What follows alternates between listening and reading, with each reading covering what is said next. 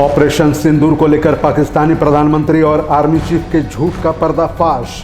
पाकिस्तानी पत्रकार नजम सेठी ने किया पर्दाफाश। भारत ने ऑपरेशन सिंदूर में पाकिस्तानी वायुसेना के ठिकानों पर की थी बमबारी। नरेंद्र मोदी ने चीन के विदेश मंत्री से की मुलाकात। द्विपक्षीय संबंधों को सुधारने पर हुई चर्चा। दोनों पक्षों ने सीमा पर शांति बनाए रखने के उपायों पर किया विचार। सूर्या हांसदा एनकाउंटर मामले पर जेएलकेएम ने सरकार को घेरा। जेएलकेएम के प्रतिनिधिमंडल ने राज्यपाल संतोष गंगवार को सौंपा ज्ञापन। जेएलकेएम ने की पूरे मामले की सीबीआई जांच की मांग। हजारीबाग जिला प्रशासन ने की बड़ी कार्रवाई। आधे दर्जन होटल को किया गया सील। होटल और रेस्टोरेंट में चल रहा था जिस्म फरोशी का गोरख धंधा। संदिग्ध युवक युवती को पुलिस ने किया गिरफ्तार। और काम करवाने के एवज में 2000 रुपए की ठगी। घटना सहरसा के सदर थाना क्षेत्र के अंबेडकर चौक की। लोगों ने पहले की पिटाई और फिर किया पुलिस के हवाले।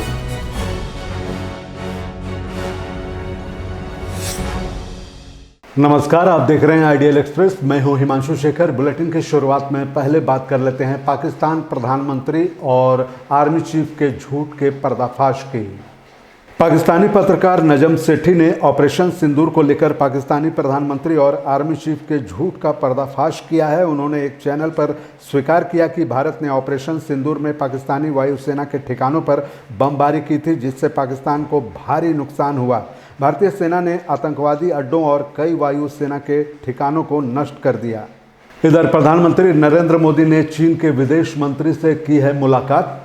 प्रधानमंत्री नरेंद्र मोदी ने चीन के विदेश मंत्री वांग यी से मुलाकात की, जिसमें द्विपक्षीय संबंधों को सुधारने पर चर्चा हुई। राष्ट्रीय सुरक्षा सलाहकार अजीत डोभाल के साथ भी वांग यी की महत्वपूर्ण बैठक हुई। दोनों पक्षों ने सीमा पर शांति बनाए रखने के उपायों पर विचार किया। इससे पहले वांग यी ने विदेश मंत्री एस जयशंकर से भी मुलाकात की थी। इधर केंद्रीय मंत्रिमंडल ने ऑनलाइन गेमिंग को विनियमित करने वाले विधेयक को मंजूरी दे दी है। केंद्रीय मंत्रिमंडल ने ऑनलाइन गेमिंग को विनियमित करने वाले विधेयक को मंजूरी दी, जिसके कल लोकसभा में पेश होने की संभावना है। इस विधेयक का लक्ष्य ऑनलाइन गेमिंग प्लेटफॉर्म को कानूनी दायरे में लाना और डिजिटल ऐप्स के माध्यम से जुआ खेलने पर सज़ा का प्रावधान करना है। प्रस्तावित कानून धोखाधड़ी और राज्य के कानूनों में विसंगतियों पर चिंताओं को दूर करता है, जिसमें दंड और सज़ा के प्रावधान हैं। और अब पटना से एक बड़ी खबर, जहां कई नेता बीजेपी में शामिल हुए।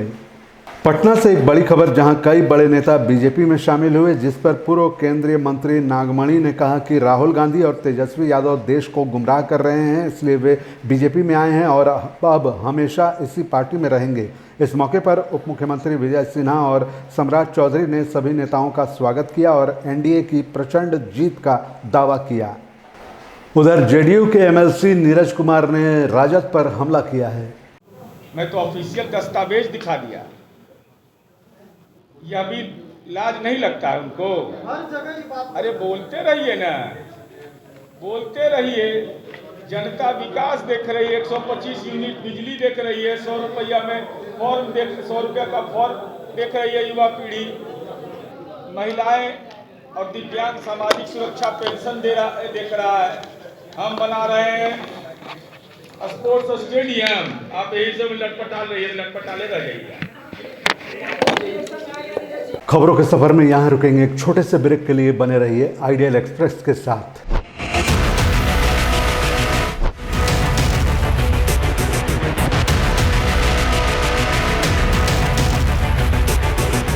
अगर सत्ता से सवाल पूछना बगावत है तो हाँ, मैं बागी हूं। अगर सच्चाई दिखाना गुनाह है तो हाँ, मैं गुनहगार हूं।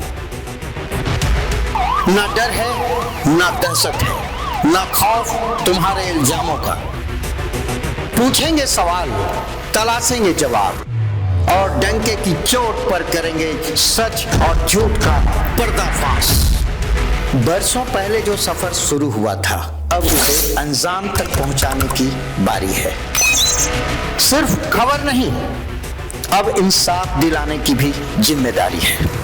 लौट रहा हूं कड़े और बड़े सवालों के साथ, फेस टू फेस आशुतोष के साथ, सिर्फ आइडियल एक्सप्रेस पर। बदलते समय के बीच खबरों की दुनिया में आइडियल एक्सप्रेस की एंट्री। खबरों से बनाएंगे अपनी पहचान और रखेंगे निष्पक्ष पत्रकारिता की मिसाल। शानदार टीम, धारदार रिपोर्टिंग, लाइव कवरेज और सटीक विश्लेषण।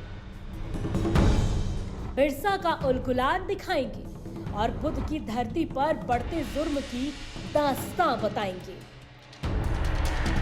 बंगाल से लेकर सिक्किम और यूपी से लेकर उत्तराखंड की हर छोटी बड़ी खबर से रूबरू कराएंगे।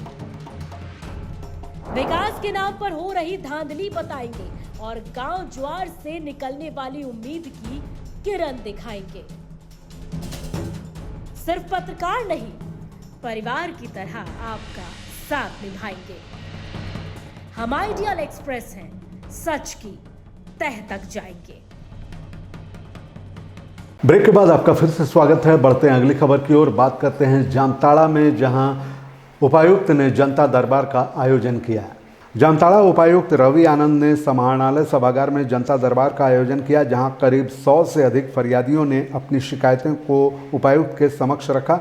उपायुक्त ने सभी समस्याओं को सुनते हुए अग्रतर कार्रवाई हेतु संबंधित अधिकारियों को आवश्यक दिशा निर्देश दिया। वहीं कई समस्याओं का ऑन द स्पॉट समाधान किया गया। आपको बता दें कि जनता दरबार में अधिकतर आवेदन मैया सम्मान योजना की राशि नहीं मिलने से जुड़ी हुई थी।